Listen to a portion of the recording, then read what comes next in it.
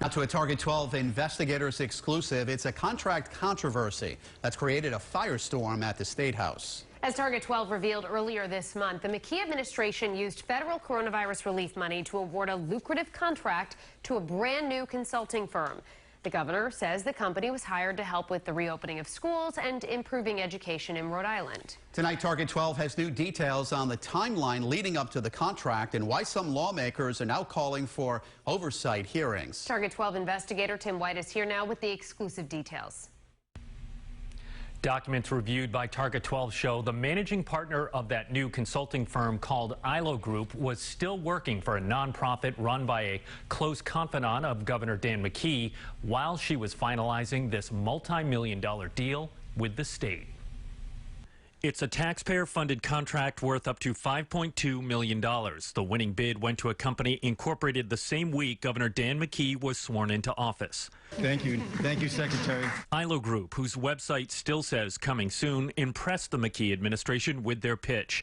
When Target 12 first asked McKee about the contract, his biggest complaint was it took too long to get finalized. We had to go through a lot of procedure. Target 12 obtained more than 100 pages of documents over recent weeks to piece together this timeline of events. On March 4th, ILO Group was incorporated as a new business. Just 19 days later, on March 23rd, the state solicited bids for a new education consultant. On April 13th, ILO Group said its price tag would be $8.8 million, while rival firm West Ed said it would cost only $936,000.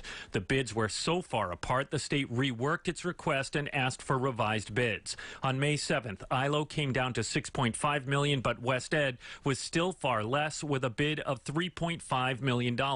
On May 28th, a state review team decided the bidding process had been unsuccessful. They recommended splitting up the responsibilities and hiring both companies. ILO got a contract worth up to $5.2 million to help K-12 schools, West Ed $926,000 to assist colleges.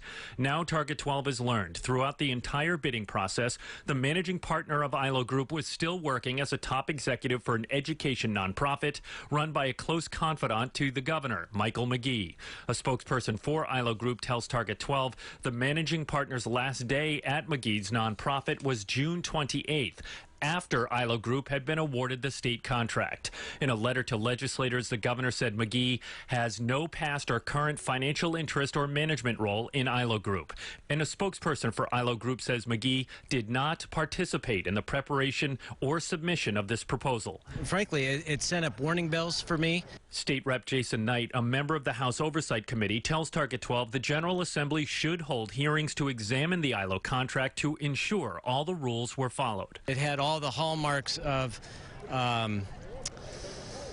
some of the deals that had happened in the past that stem from the I know a guy culture in Rhode Island. Under the contract, the state is paying ILO Group $223 an hour. The governor says it's not just about reopening schools. They are also tasked with expanding alternative education offices across the state, modeled after the ones McKee and Michael McKee created in Cumberland. That plan is now getting a boost from an unexpected source, Amazon.com. As part of the company's deal to build a warehouse in Johnston, Amazon pledged to spend $20 million on public projects. The state requested $1.2 million be earmarked for Rhode Island municipal education and training initiatives.